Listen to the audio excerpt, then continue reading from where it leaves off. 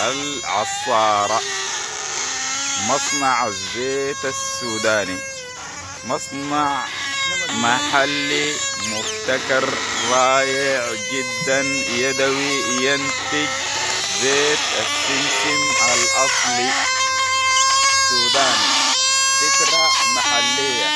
كل مكونات العصارة مكونات محلية سودانية صرف، ما فيها أي يد أجنبية، ما فيها أي لمسة خواجة، عمل سوداني صرف.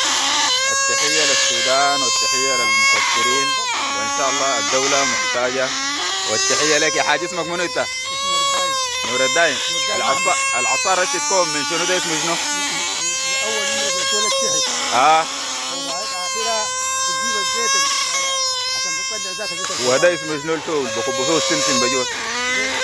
ده كده كامل. فندق الفندق. وده الولد. ده الولد. ايوه. وده شنو؟ ده الجوز. اي ده الحوام. ده الحوام.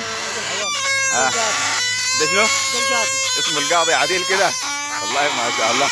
وده دي المتقلات للوزن مش؟ وده الجمل ده طبعا معروف لدى الجميع. ده الشوالات.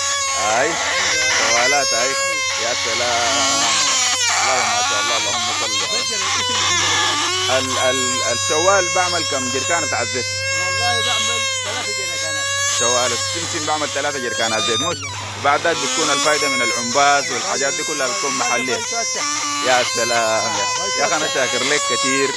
تسلم يا حاج، وربنا يوفقك ان شاء الله، وربنا يطور البلد وينمي الاقتصاد. واي حاجه عندنا من الحبوب الزيتيه المفروض نصنعها داخل الدوله، بعد ذاك نصدرها. احنا نستفيد من كل الحاجات، نستفيد من الزيت نفسه ونستفيد من منتجات الاعلاف. شاكرين ومقدرين لك كثير. بارك الله فيك يا عمنا، الله يعزك.